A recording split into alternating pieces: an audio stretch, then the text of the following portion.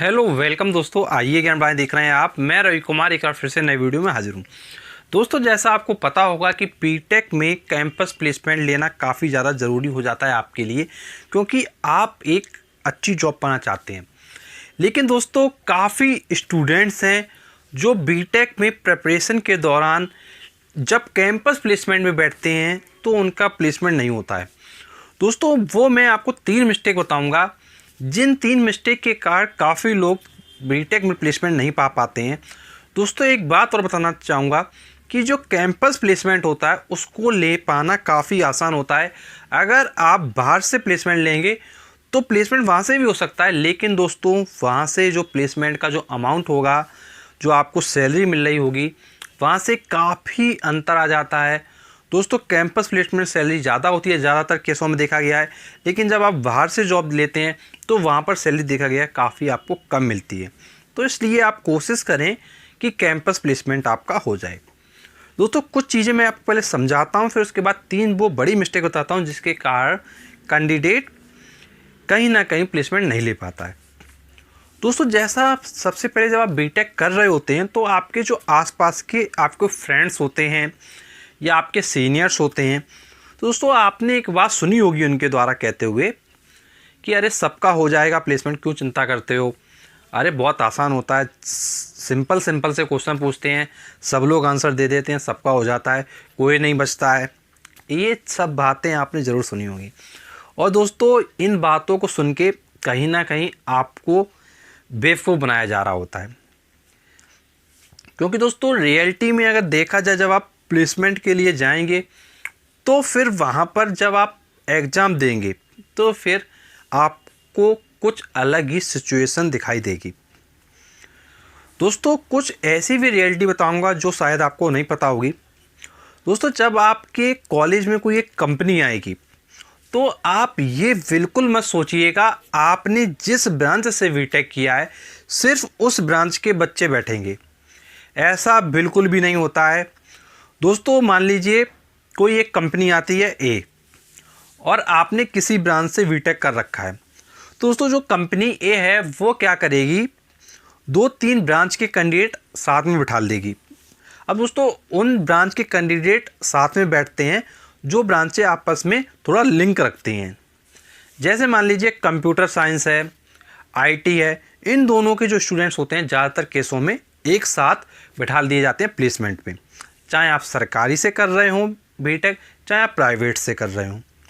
तो ये चीज़ हमेशा ध्यान रखिएगा कि केवल आपका कंपटीशन आपके क्लास के स्टूडेंट से नहीं है, जो कॉलेज में अदर ब्रांचेस में स्टूडेंट्स पढ़ रहे हैं उनके साथ भी है। ये बात शायद आपको नहीं पता होगी। तो दोस्तों ये बात आप ज़रूर ध्यान रखिएगा, पहली चीज़ तो। अब दोस्तों, अब हम बात करेंगे कुछ ऐसी जो आपको समझनी चाहिए, वो 3 सबसे बड़ी मिस्टेक जिसके कारण लोग सिलेक्शन नहीं ले पाते हैं। दोस्तों, सबसे पहली बात होती है रिटन एग्ज़ाम। अब आपके दिमाग में आ रहा होगा, अरे ये तो हमको पता है रिटन एग्ज़ाम, तो हम भी तो कहते हैं आपको पता है, हम कब मना करते हैं। आपको पता है, लेकिन उसकी जो रियलिटी है अंदर की वो नहीं पता आपको। दोस्तों, जब आप में से काफ़ी लोग ऐसे होंगे जिनका सिर्फ ये होगा कि बीटेक करने के बाद सिर्फ हमको जॉब ले लेना है, आगे कुछ नहीं करना है, बस जॉब लेना है और अच्छे से ज़िंदगी काटना है।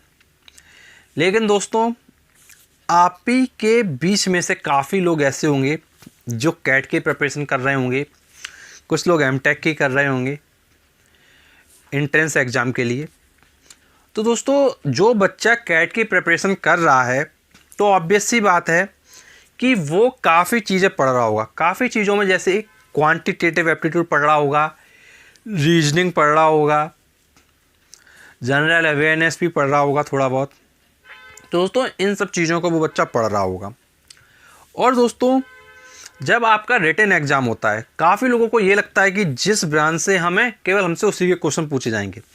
लेकिन दोस्तों, रिटन एग्ज़ाम में ऐसा बिल्कुल नहीं होता है। रिटन एग्ज़ाम में आपसे क्वांटिटेटिव एप्टीट्यूड पूछा जाता है, आपसे रीजनिंग पूछा जाता है, आपसे जो आपका सब्जेक्ट होता है उसके क्वेश्चन पूछे जाते हैं। सब्जेक्ट का मतलब जो आपकी ब्रांच होती है उसके क्वेश्चन पूछे जाते हैं। अब दोस्तों, इनमें जिसका परफॉर्मेंस अच्छा होता है वो आगे जीडी के लिए जाता है। काफ़ी लोग ये सोचते हैं सिर्फ हमारी ब्रांच से संबंधित क्वेश्चन पूछे जाएंगे और कुछ नहीं पूछा जाएगा। तो दोस्तों जो बच्चा कैट की प्रिपरेशन कर रहा होगा तो ऑब्वियस सी बात है कि उसने क्वांटिटेटिव एप्टीट्यूड पढ़ा होगा, रीजनिंग पढ़ा होगा, तो दोस्तों वो बच्चा आपसे आगे निकल जाएगा और प्लेसमेंट उसका हो जाएगा और आप पीछे रह जाओगे। ये होने का कारण क्या है? आपको प्रॉपर नॉलेज ना होना। और दोस्तों ये जो नॉलेज होती है ना ये सीनियर बताते हैं, ना जो कॉलेज में फैकल्टी पढ़ाती है वो तक नहीं बताती है। ये सबसे बड़ी दुर्भाग्य की बात है अपने देश की। आप में से काफ़ी स्टूडेंट्स होंगे जिन्होंने किया होगा बीटेक या कर रहे होंगे, तो आप भी बता सकते हैं कमेंट बॉक्स में, क्या आपके फैकल्टी ने कभी ये चीज़ बताई, क्या आपके सीनियर ने कभी ये चीज़ बताई कि जब रिटन होगा तो आपका क्वांटिटेटिव एप्टीट्यूड आएगा, रीजनिंग आएगा। तो दोस्तों जब आप रिटन में बैठ जाते हो या रिटन से कुछ दिन पहले ही आपको पता चल पाता है, जब दोस्तों रिटन से कुछ दिन पहले पता चल पाता है तो फिर दोस्तों जो बच्चा कैट की तैयारी इतने दिनों से कर रहा है और आप बिल्कुल फ्रेशर कर तैयारी करना शुरू किए हो, तो फिर आप उसको कैसे हरा सकते हो? आप उसको हरा नहीं पाओगे, ऑब्वियस सी बात है। अब दोस्तों ये तो बात आपको समझ में आ गई, रिटन एग्जाम बहुत इंपॉर्टेंट रोल प्ले करता है। उसी के बाद आप ग्रुप डिस्कशन, जिसको आप जीडी कहते हो, उसमें पहुंचते हो। अब दोस्तों जब आपका ग्रुप डिस्कशन होता है तो काफ़ी लोगों को क्या प्रैक्टिस नहीं होती है।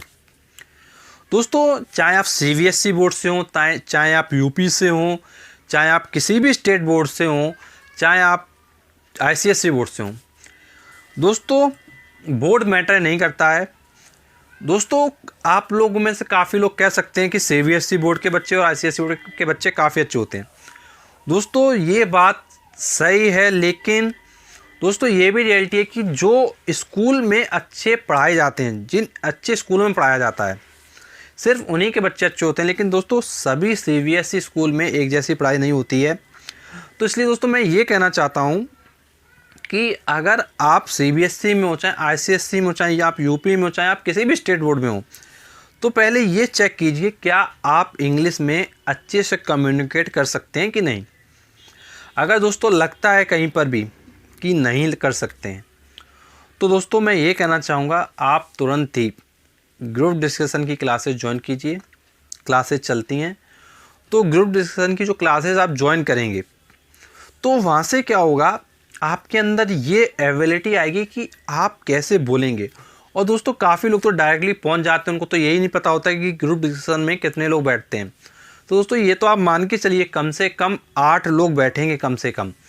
दोस्तों यदि बहुत ज़्यादा कैंडिडेट्स होते हैं, जैसे मान लीजिए 150 कैंडिडेट आए एक वैकेंसी के लिए, तो दोस्तों वहाँ पर आपके 10-10, 12-12, 15-15 कैंडिडेट भी एक साथ राउंड टेबल पे बिठा दिए जाते हैं। तो दोस्तों यहाँ पर जब ग्रुप डिस्कशन होता है तो वहाँ पर आपको बोलना होता है और दोस्तों आपको इंग्लिश में बोलना होता है। अब दोस्तों यदि आपका कम्युनिकेशन स्किल्स है जो वो आपका अच्छा नहीं हुआ, तो ऑब्वियस सी बात है कि मान लीजिए 15 बच्चे बैठे हुए थे, अब 15 में से जो अच्छा बोलेगा सबसे अच्छा, उसको चुन लिया जाएगा। दोस्तों यहाँ पर बात ये नहीं चल रही है कि मतलब कम्युनिकेशन आपका स्किल अच्छा है कि नहीं, यहाँ पर बात ये है कि आपका कम्युनिकेशन स्किल बाकियों से अच्छा है कि नहीं। सबसे इम्पोर्टेंट बात ये है, अगर आपका जब तक बाकियों से अच्छा नहीं होगा तब तक आपका जो परफॉर्मेंस है वो अच्छा नहीं कहा जाएगा। तो दोस्तों काफ़ी लोग ये कह सकते हैं कमेंट बॉक्स में कि हाँ मेरा अच्छा है इसलिए मैंने ये बात कही। आपको सिर्फ अपना अच्छा नहीं देखना है, आपको ये देखना है कि आपसे अच्छा कोई ना बोल पाए। आप इतना अच्छा अपने आप में बन जाओ कि आपसे अच्छा जीडी में कोई ना बोल पाए और सारी चीज़ों को अच्छे से रिप्रेजेंट कर सके। और दोस्तों एक बात ये समझना चाहिए आपको, जब आप इंग्लिश बोलते हैं तो ये नहीं केवल आप हाथ ऐसे नीचे किए हैं बोलते जा रहे हैं इस तरीके से। तो दोस्तों एक पोजीशन ये है कि इस तरीके से आप बोलते जा रहे हैं। दोस्तों कभी कभी देखते होंगे कि मैं इस तरीके से बताता हूँ। दोस्तों जो चीज़ आप बोल रहे हो वो आपके फेस से भी झलकनी चाहिए कि आप क्या रिप्रेजेंट करना चाहते हो। दोस्तों यदि आपके फेस से झलकेगी तो ऑब्वियस सी बात है कि जो व्यूअर होगा, जो देख रहा होगा, जो आपका जो एग्जामिनर होगा, जो आपको देख रहा होगा, तो उसके दिमाग में क्या पॉजिटिव इम्पैक्ट जाएगा। तो जब दोस्तों पॉजिटिव इम्पैक्ट जाएगा तो वो कहीं ना कहीं आपको ले लेगा। दोस्तों फिर आप जीडी से उसके बाद आप पर्सनल इंटरव्यू में पहुंचेंगे, जिसको आप पीआई कहते हैं। अब दोस्तों जब आप पीआई में जाते हैं तो पीआई में क्या है, बेसिकली कुछ ही कैंडिडेट जाते हैं। मुश्किल से जैसे मान लीजिए अगर 2 वैकेंसी हैं तो 2 वैकेंसी पे ज़्यादा से ज़्यादा 12 कैंडिडेट जाएंगे। अब उन 12 कैंडिडेट में भी आपको अच्छा बनना है। अब दोस्तों अच्छा कैसे बनेंगे? पहली चीज़, आपको अच्छा दिखना है। आपका जो ड्रेसअप है वो काफ़ी अच्छा होना चाहिए। दिखने का मतलब आप जो है पोलाइटली बोलें। आपसे अगर कोई क्वेश्चन ऐसा पूछा जा रहा है जिसका आपको आंसर नहीं आता तो उसका आंसर आप कैसे दे रहे हो, कैसे रिप्रेजेंट कर रहे हो चीज़ों को। तो दोस्तों पर्सनल इंटरव्यू में काफ़ी चीज़ें आपको फिर ध्यान रखनी पड़ेंगी। दोस्तों जो पर्सनल इंटरव्यू के जो वीडियोस हैं उसके लिए हम एक प्लेलिस्ट बना रहे हैं आपके लिए। उस प्लेलिस्ट का नाम है पर्सनल इंटरव्यू। दोस्तों तो उस प्लेलिस्ट में आप जाकर इंटरव्यू कैसे देना है, किन बातों का ध्यान रखना है, क्या करना चाहिए, ये सब चीज़ें आप वहाँ पर समझ सकते हो प्लेलिस्ट में जाके। तो चैनल पे हम प्लेलिस्ट बहुत जल्द बनाएंगे, तो आप प्लेलिस्ट में विजिट करेंगे। प्लेलिस्ट का नेम होगा इंटरव्यू, पर्सनल इंटरव्यू प्लेलिस्ट का नेम होगा। इस प्लेलिस्ट में जाकर आप सारी इन्फॉर्मेशन समझ जाएंगे। यदि दोस्तों कोई आपकी प्रॉब्लम है, कुछ पूछना चाहते हैं तो दोस्तों कमेंट बॉक्स में कमेंट करके आप अपनी प्रॉब्लम को पूछ सकते हैं। और दोस्तों हम आपको बताना चाहेंगे एक हमारा फेसबुक पेज है, आइए ज्ञान बढ़ाएं ऑनलाइन लर्निंग वीडियोस। दोस्तों इस फेसबुक पेज को आप ज़रूर लाइक करें, क्योंकि यहाँ पर हम आपके लिए मॉर्निंग अपडेट्स और जो भी इंपॉर्टेंट वीडियोस के लिंक होते हैं वो सारी चीज़ें आपको प्रोवाइड करते रहते हैं टाइम टू टाइम। दोस्तों इस फेसबुक पेज को आप ज़रूर लाइक कीजिए। डिस्क्रिप्शन बॉक्स में लिंक है, इस चैनल के अबाउट सेक्शन में फेसबुक पेज का लिंक मिल जाएगा। और दोस्तों कोई प्रॉब्लम आती है कमेंट बॉक्स में कमेंट करके पूछ लीजिएगा। और दोस्तों जो लोग चैनल पे नए हैं, जुड़ना चाहते हैं हमसे, दोस्तों नीचे सब्सक्राइब का बटन होगा रेड कलर का, उस पर आप प्रेस कर दें। प्रेस करते नोटिफिकेशन बेल आएगा, उस पर आप प्रेस कर दें। दोस्तों अगर आप ऐसा करते हैं जब भी हम नेक्स्ट वीडियो लाएंगे सबसे पहले वीडियो को मिल जाएगा। And thanks for watching our video. मिलते हैं हम आपसे नेक्स्ट वीडियो में, तब तक के लिए शुक्रिया।